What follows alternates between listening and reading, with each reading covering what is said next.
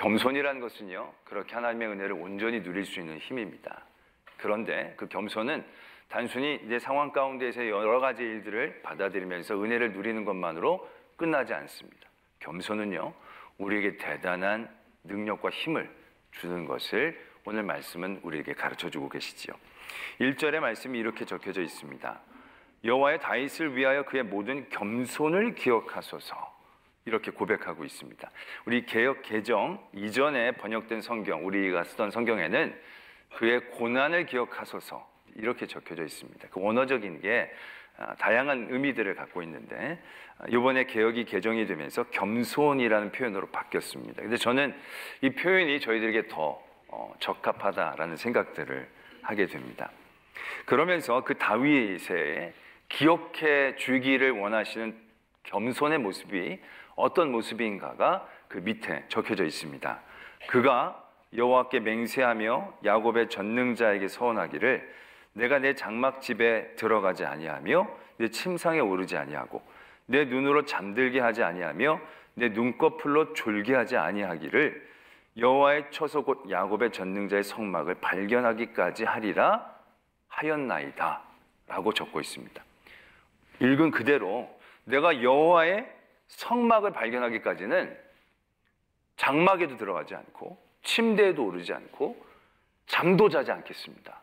그런 소원을 하고 있다라는 것입니다. 여러분들의 삶의 자리에서 과연 이러한 것들을 소원하면서 간절히 요구했던 상황들이 있으십니까?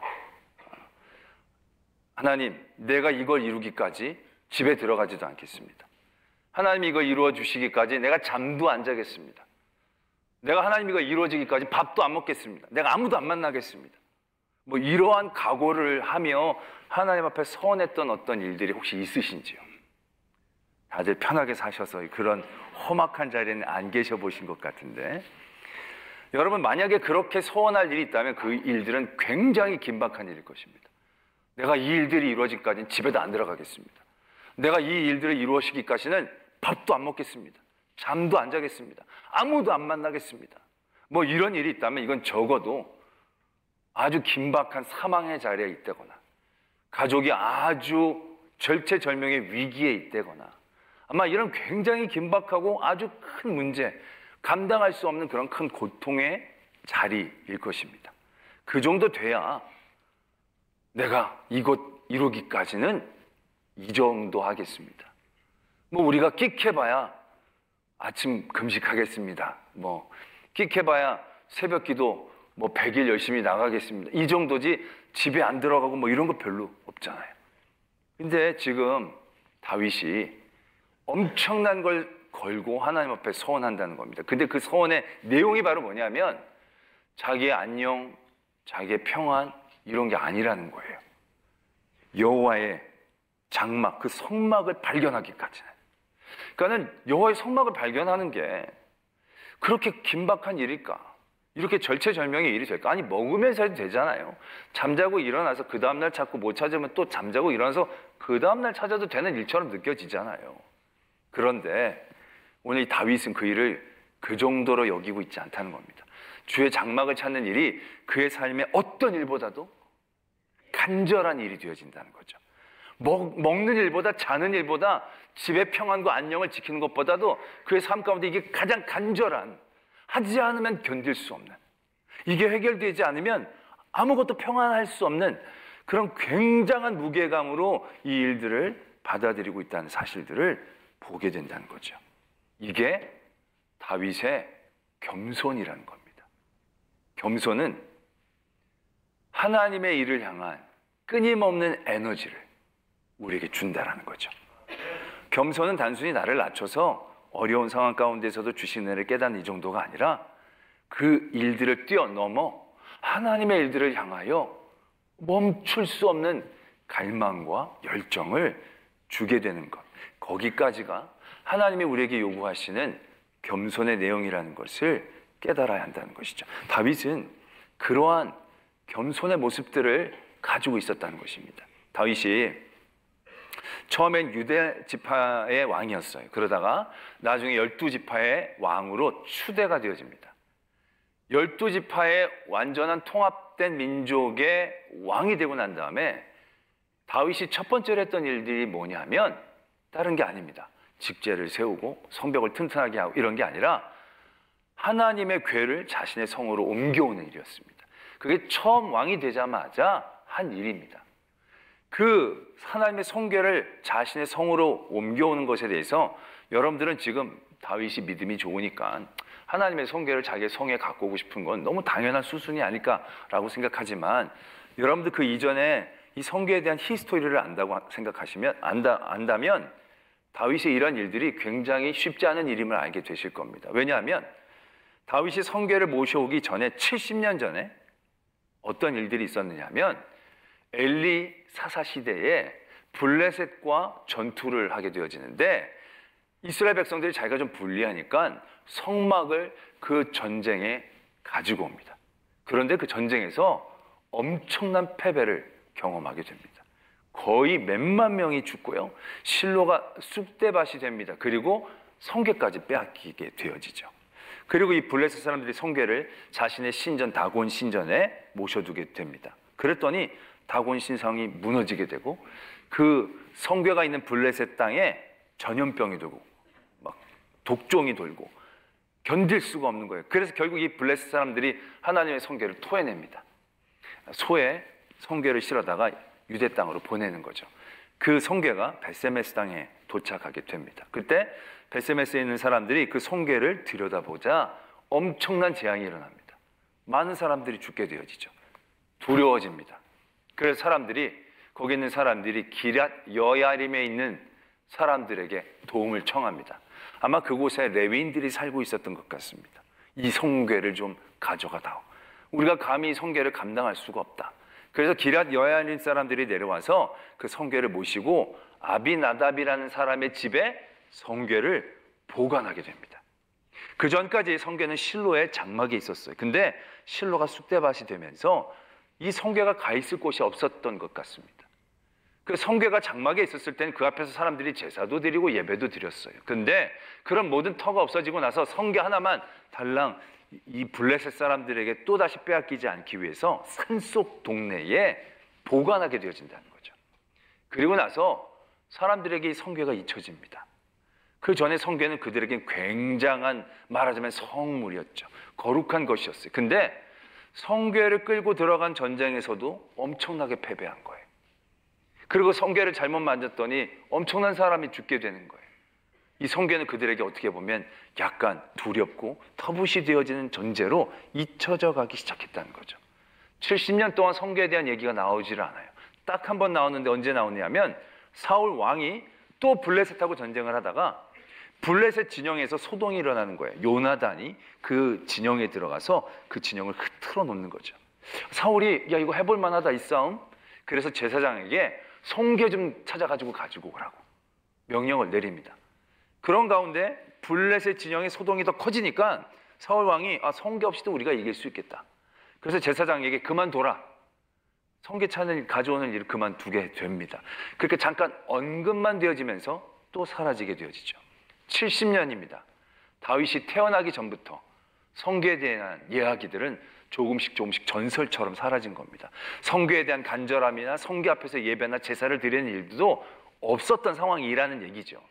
그런 상황 가운데서 이 다윗이 왕이 되어지자마자 제일 첫 번째로 한 일이 그 성궤를 찾는 일이었습니다. 오늘 말씀에 묘사된 것처럼 내가 그 성막을 발견하기까지는 내가 자지도 먹지도 않겠습니다. 그런 마음으로, 그러한 간절함으로 이 다윗이 하나님의 궤를 찾아다녔다는 거죠. 그리고 그 궤를 모셔오기 위해 안간힘을 쓰죠. 수없이 많은 사람을 동원합니다. 언제 또 블레셋이 쳐들어올지도 모르는데 수만 명을 그 성궤를 운반하는 데 동원하고 엄청난 물질을 쏟아붓습니다. 성궤가 들어오는 그때 엄청난 잔치를 베풀어서 거기 있는 백성들에게 먹을 것을 마구 나눠주게 되어지는 아주 기쁨의 잔치의 얘기가 사무엘 하 6장에 적혀져 있지요. 그만큼 하나님의 궤를 향한 열심이 있었다는 거예요. 이 열심의 시작이 뭐냐? 다른 게 아니라는 거예요. 겸손이라는 거예요.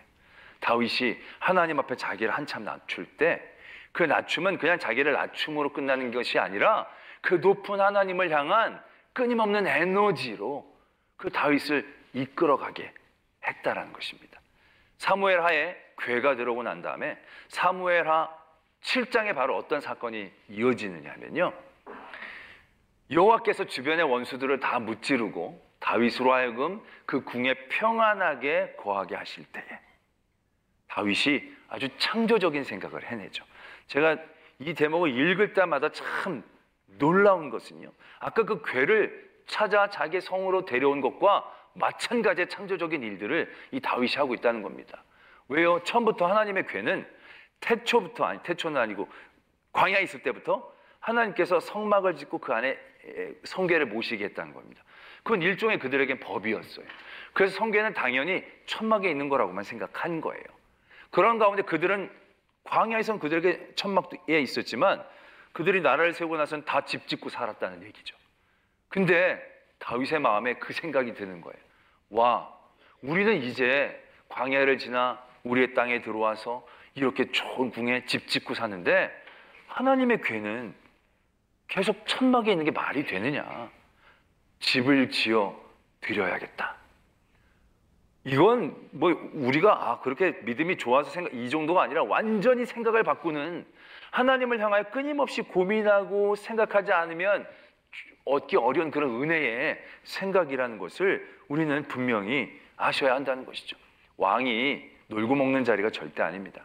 그 당시 왕은요, 사법, 입법, 행정 다 관리하는 거예요. 솔로몬 시대 때 보면 그런 얘기가 나오지 않습니까? 창녀인 여자 둘이 아이 하나를 갖고 내 아이다, 네 아이다 싸우는 일들을 왕 앞에서 재판하는 사건이 나오잖아요. 높은 사람들도 아니에요. 굉장히 그 시대에서 천대받는 사람의 재판도 왕이 해줘야 되는 거예요. 그러니까 이 왕이 전쟁도 해야 되고 행정도 해야 되고 사람 재판도 다 해줘야 되는 거예요. 그러니까 일이 어마무시하게 많은 거예요. 이 왕의 일들이. 그래서 나중에 보면 압살롬이 반역할 때도 보면 이 다윗에게 재판받으러 오는 사람들 불러다가 왕 바빠서 잘 못해줄 거라고, 내가 해줄 거라고, 그러면서 마음을 빼앗는 그 대목이 나오잖아요. 정말로 일이 많은 거예요. 그런데 평안의 궁에 거니는 게 평안의 궁에 거니는 게 아니에요.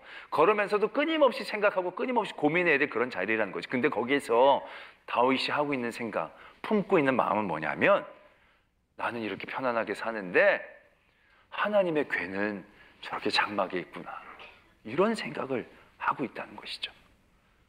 여러분들의 삶의 자리에서 하나님에 대한 마음, 하나님에 대한 생각을 얼마만큼 하고 계십니까? 오늘 말씀에 보면 하나님, 이런 다윗의 모든 겸손을 기억하소서, 이제 이렇게 얘기가 시작이 되잖아요. 한마디로 이거예요. 하나님, 다윗이 이렇게 잘한 것 좀 하나님께서 꼭 기억해 달라라고 얘기하고 있습니다. 여러분은 하나님 앞에 나갈 때, 하나님, 내가 이거 잘한 것 좀 생각해 주시면 안 됩니까? 뭐 그런 대목이 있죠? 없어요? 그런 거 있잖아요. 하나님, 내가 이거 하는데 하나님 그래도 내가 좀 잘했잖아요. 하나님, 내가 그래도 좀 선하고 이런 뭐 내가 봉사도 그래도 2-3개도 하고 내가 예배 늘 개근도 하고 금요일 온 가족 기도해도 내가 꼭 같이 사람들도 데리고 가고 꽤 잘한 거 많잖아요. 그러니까 하나님 기억해 달라고 뭐 그렇게 얘기하는 경우들이 적지 않죠. 여러분, 이 정도가 되지 않으면 명함을 내밀어서는 안 됩니다. 내가 하나님의 일들이 이루어지기까지 장막에 들어가지 않겠습니다. 이런 거 해본 적 있으십니까? 내가 하나님의 교회 부흥을 위해서 먹지 않겠습니다. 예배 인원이 코로나 이전으로 회복되기 전까지는 절대 먹지도 자지도 않겠습니다. 뭐 이런 거 꿈꾸고 도전해 보신 적 있냐는 거죠. 그렇지 않으면 아예 기억해달라는 얘기는 명함도 내밀지 마셔야 합니다. 근데 오늘 다윗이 이 엄청난 걸 하나님 앞에 얘기하고 서원하고 있다는 얘기죠. 이건 기억해달라고 할 만 하잖아요. 그런데 기억할 만한 이 놀라운 하나님 앞에서의 그 충심과 마음, 그 마음 가운데 나중에 그걸 찾았어요. 에브라다에 있다함을 들었더니 나무 밭에서 찾았도다. 찾았으면 이제 됐잖아요. 이제 장막에 들어가고 침대에서 좀 눈 좀 붙여도 되잖아요. 근데 말씀이 어떻게 이어집니까? 그래서 내가 평안을 얻었습니다. 내가 하나님 앞에 감사했습니다. 이게 아니에요. 그 다음에 우리가 그의 계신 곳으로 들어가서 그의 발등상 앞에서 엎드려 예배하리로다. 지금 찾을 때까지 엄청나게 힘든 서원을 한 거예요. 그리고 그 서원이 이루어져서 찾았어요. 그럼 좀 쉬었다 해도 되잖아요.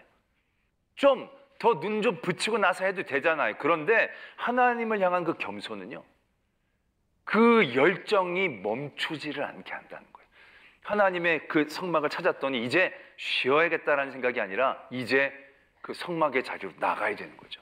아, 이제 발견했으니 쉴 시간이 어디 있어. 이제 들어가서 그 성막 안에 엎드려 예배하고, 또 주의 제사장들에게 의의 옷을 입힌다. 의의 옷은 그냥 의라고 적고 옷을 입히는 게 아니잖아요. 의롭게 되기 위한 그의 모든 삶의 자리들이 준비되고 도전되어져야 되는 거예요. 하나님 앞에서의 거룩한 삶들이 그 앞에 차곡차곡 쌓여져야 그게 의로운 옷을 입고 하나님 앞에 거룩함으로 나갈 수 있는 거죠. 하루아침에 되어지는 게 아니라는 얘기예요. 그러니까 그 교회 성막을 찾았음에도 불구하고 또 멈추지 않고 예배하고, 제사장들로 준비시키고, 또 모든 백성들로 하여금 찬양케 하고, 멈추지 않는 거예요. 멈추지 않는 힘으로 계속 하나님을 향하여 나아가게 하는 그 모습들이 담겨져 있다는 것이죠. 우리가 하나님의 일을 할 때 우리가 뭘 하고 나면 꼭 보상받고 싶어 할 때가 있잖아요. 뭐 하고 나면 내가 하나님 잘했죠, 뭔가 칭찬받고 싶고 좀 쉬어도 될 것 같은 생각 할 때가 있잖아요. 올해 내가 주의 봉사 한 두세 개 해가지고 너무너무 고생을 많이 한 것 같아. 그럼 딱 요 11월 달 넘어갈 때부터 이런 고민들을 하죠. 다 이루었다, 좀 쉬었다 갈까나, 뭐 이런 마음들 드는 거죠. 왜? 내가 충분히 잘했다, 내가 하나님에게 충분히 내가 열심히 했다, 이런 생각들이 드니까. 이게 건강한 겸손의 모습이 아니라는 거죠. 섬김의 모습이 아니라는 거예요. 건강하고 온전하고 힘 있는 겸손은요, 그 자리에서 야, 올해 2개에서 하나님의 은혜 많이 경험했으니 내년엔 또 어떤 일들을 고민할까, 이렇게 생각하고 나아간다라고 보시는 게 맞다는 거예요. 고린도후서 11장에 보면 사도 바울이 자기가 사도로 여러 복음의 말씀을 전하면서 당한 고통과 고난의 얘기들을 적는 부분이 있어요. 그 부분을 보면 내가 수고를 넘치도록 하고 옥에도 갇히기도 더 많이 하고 매도 수없이 맞고 여러 번 죽을 뻔하였으니 유대인들에게 40에 하나 감한 매를 5번 맞았으며 3번 태장으로 맞고 1번 돌에 맞고 3번 파손하고 일주야를 깊은 바다에서 지냈으며 여러 번 여행하며 강의 위험과 강도의 위험과 동족의 위험과 이방인의 위험과 신의 위험과 광야의 위험과 바다의 위험과 거짓 형제 중의 위험 타당하고 또 줄이고 애쓰고 여러 번 자지 못하고 줄이며 목마르고 여러 번 굶고 춥고 헐벗었노라. 자기 여러 가지 사역의 일들을 쭉 얘기합니다. 자, 이 정도 얘기하면 너희들 이 정도는 했니? 나는 이 정도 하는 사도야 라고 얘기하면서 뭔가 그 하는 일들을 자기의 의로, 하나님이 주신 자기의 어떠한 권위로 사용할 수 있을 것 같잖아요. 근데 그 다음 말씀이 어떻게 이어지느냐 하면 이렇게 적고 있습니다. 이 외의 일은 고사하고 아직도 날마다 내 속에 눌리는 일이 있으니 곧 모든 교회를 위하여 염려하는 것이라. 그가 하나님을 향하여 일을 하면서 자기 일 때문에 여행한 거 아니잖아요. 복음을 전하는 많은 일들 가운데 이런 많은 고난을 당한 거예요.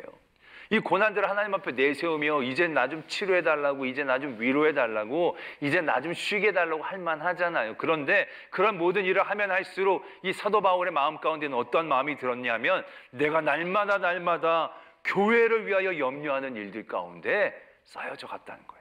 하나님이 세우신 그 교회를 향한 걱정과 기도가 날마다 그래서 그 교회를 위하여 무엇인가 할 수밖에 없는 그러한 영적인 상태들이 사도 바울에게 유지되고 있다는 사실들을 발견해야 한다는 거죠. 이게 건강한 하나님 앞에서의 겸손의 마음으로 그들에게 주어지는 영적인 힘과 능력이라는 것이. 다윗이 그 예루살렘 성을 얻고 그 성에 하나님의 궤를 모셔오는 거예요. 모셔올 때 많은 사람들 동원하고 많은 물질도 사용했어요. 아, 내가 이 궤 모셔오는데 많은 애를 썼다라고 생각하는 그 순간 다윗에게는 새로운 깨달음이 있게 되는 거죠. 이 성을 하나님이 내게 주셨다. 하나님이 이 교회에 대한 마음을 내게 주시고 이 교회가 올 때 모두가 기뻐할 수 있는 물질을 주셨구나. 내가 한 게 아니라 하나님이 이 모든 것들로 허락하여 주시고 예정하시고 택하셔서 이런 일들이 되어졌던 거구나 라고 깨달으며 더 큰 은혜의 자리를 감격할 수 있게 되어진다는 거죠. 그 은혜의 감격이 또 다른 하나님의 일들로 향하여 나아가지 않고는 견딜 수가 없는 그런 믿음의 자리가 된 거죠. 내가 이렇게 교회를 이 성마가 우리 성에 모시고, 이거 우리 성 아니지, 하나님이 내게 주신 성이고, 내가 하나님 앞에 목동했던 내가 이렇게 큰 은혜를 받아가지고 내가 이렇게 성막을 이렇게 가까이 모시고 있는데, 이거 내가 또 뭘 해드려야 되지 않겠는가, 그런 마음이 안 생길 수가 없는 구조가 되는 거죠. 사도 바울이 전도 여행을 다니는데 다니는 곳에 매맞기도 하는 거예요. 옥에 갇히기도 하는 거예요. 근데 그때마다 하나님께서 놀라운 은혜를 경험케 하시는 거예요. 옥문이 열리고 사람들의 병이 낫고 성령으로 복음을 받아들이는 역사들이 있는 거예요. 사도 바울은 자기가 겸손함으로 하나님의 일들을 향해 더 나갔지만 나가는 그곳에서 사도 바울이 만난 건 하나님의 은혜였어요. 하나님의 역사였어요. 하나님이 하신다는 것이었어요. 내가 나가고 내가 전하고 내가 눈물을 흘리고 내가 땀 흘린 줄 알았더니 하나님이 나를 위해 피를 흘려주신 거죠.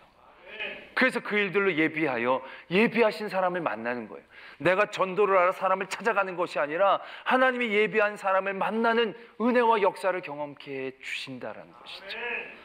내가 온전한 겸손함으로 하나님을 향하여 더 끊임없이 일할 수밖에 없는 마음을 갖게 되어질 때 우리는 내 골수가 빠져가며 내 물질이 빠져가며 힘들고 고생하는 그러한 여정들을 걷는다라고 생각하지만 그게 아니라는 거예요. 그 자리, 고생스럽게 가는 그 자리에서 나는 또 깨닫게 되는 거죠. 하나님이 택하시고 거처를 삼고자 하셨고 하나님이 내게 옷을 입혀주셨구나. 그 은혜를 깨닫게 되면 그 지경을 뛰어넘어 또 다른 하나님의 은혜의 자리에 대한 소망과 자신감이 생기는 거죠. 또 나아가게 되어질 수밖에 없는, 그래서 사도 바울이 멈추지 않고 죽을 때까지 하나님을 향하여 나갈 수 있었던 모습, 다윗이 죽을 때까지 하나님의 성전을 짓는 준비를 해가며 하나님 앞에 열심을 냈던 그 믿음의 모습들을 회복해낼 수 있다는 거죠. 오늘 시편 132편은 그러한 겸손의 힘과 은혜와 지혜를 우리에게 가르쳐 주고 계신다라는 것입니다. 여러분들 하나님 앞에 다윗의 겸손으로 나가는 도전이 있기를 바랍니다. 내가 하나님의 일들에 대한 마음이 생기는 것, 그것이 진짜 하나님 앞에 내가 많이 겸손해졌다는 것을 깨닫는 증거가 될 겁니다. 그 증거는 나를 멈추지 않게 하고 또 하나님을 위해 일할 수 있게 할 것입니다. 그 하나님의 위하여 일을 할 때 내 힘, 내 능, 내 물질, 내 상황들, 그런 것들이 소비되어지는 느낌이 아니라 하나님이 주신 은혜였음을 깨닫게 해주시고요. 그래서 더 큰 은혜의 자리에 나가게 해주신다라는 것입니다. 그래서 오늘 하나님께서 이렇게 선포하십니다. 내가 거기서 다윗에게 뿔이 나게 할 것이라. 내가 내 기름 부음 받은 자를 위해 등을 준비하였도다. 내가 그의 원수들에게는 수치의 옷을 입히고 그에게는 왕관이 빛나게 하리라. 이러한 온전한 은혜의 자리에 믿음의 여정을 끊임없이 달려나갈 수 있는 저와 여러분들이 되어지기를 소망합니다.